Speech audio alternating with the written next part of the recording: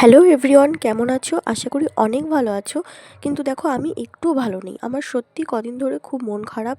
আমার বোলের মাছগুলো এক এক করে সব মরে যাচ্ছে।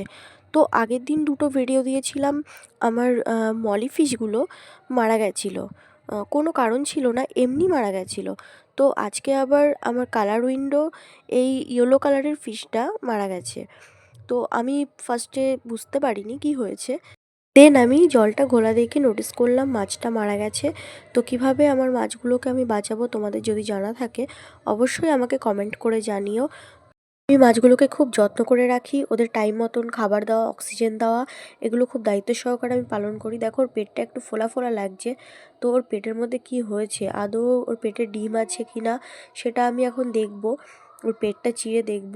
তো দেখো দেখো পেট চিরে এটা বেরিয়েছে। এটা কি আদৌ ডিম কিনা আমি ঠিক জানি না। তোমরা যদি জেনে থাকো আমাকে কমেন্টে জানিও। তো এই ভিডিওটা ছিল আমার দুদিন আগে এই ফিশটা মারা গেছিলো। তো একে আমি ফেলে দেওয়ার পরে এই জল চেঞ্জ করে নিয়েছি। গোল্ড ফিশটাও দেখো কেমন একটা অসুস্থ টাইপের, ঠিক মতন খেলছে না, নাড়াচাড়া করছে না। তো আমি খুব টেনশানে ছিলাম কি হবে।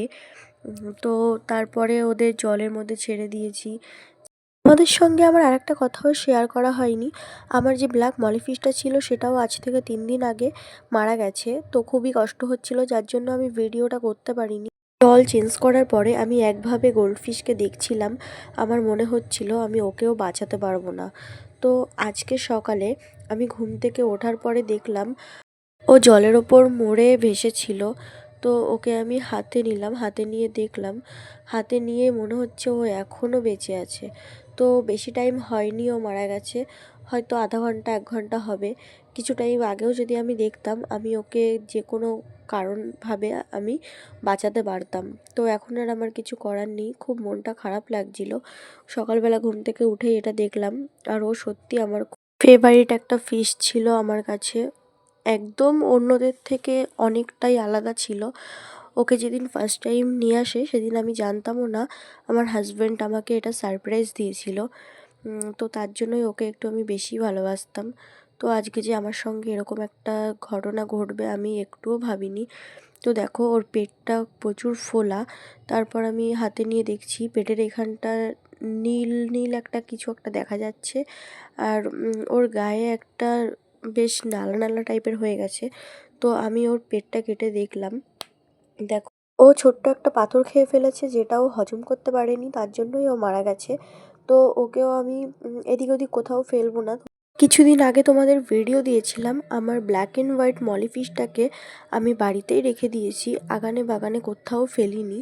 তো আমার গোল্ড ফিশকেও আমি কোথাও ফেলে দেব না।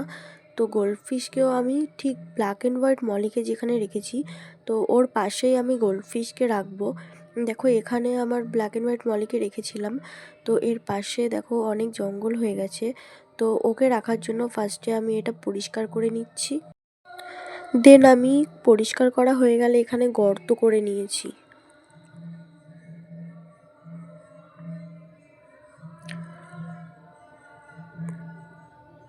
গর্ত করে আমি এখানে ফুল দিয়ে সাজিয়ে নিয়েছি। সাজিয়ে নেওয়ার পরে ওকে আমি নিয়ে আসলাম, নিয়ে এসে ওখানে দিয়ে দিচ্ছি। দিয়ে সত্যি কি বলবো, খুবই কষ্ট হচ্ছে করতে। আমার সত্যি শরীরটা অনেক খারাপ, যার জন্য আমি ভিডিও আপলোড করতে পারছি না, এডিট করতে পারছি না। তো তবুও এই ভিডিওটা আজকে আমার করতে হয়েছে, এত শরীর খারাপ নিয়েও করতে হয়েছে।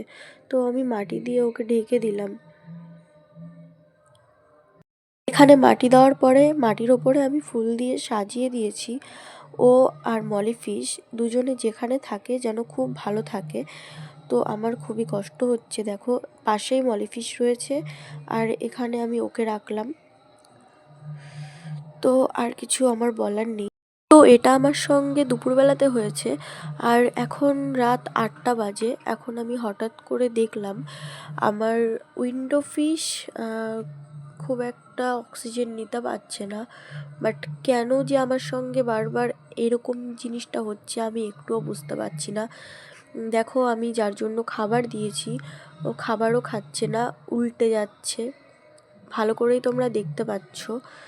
তো কেন হচ্ছে, কী কারণে হচ্ছে? আমি খাবারও ঠিক টাইমলি দিচ্ছি, তারপর অক্সিজেনও ঠিক টাইমলি ওরা অক্সিজেন পাচ্ছে, তো কেন এরকমটা হচ্ছে?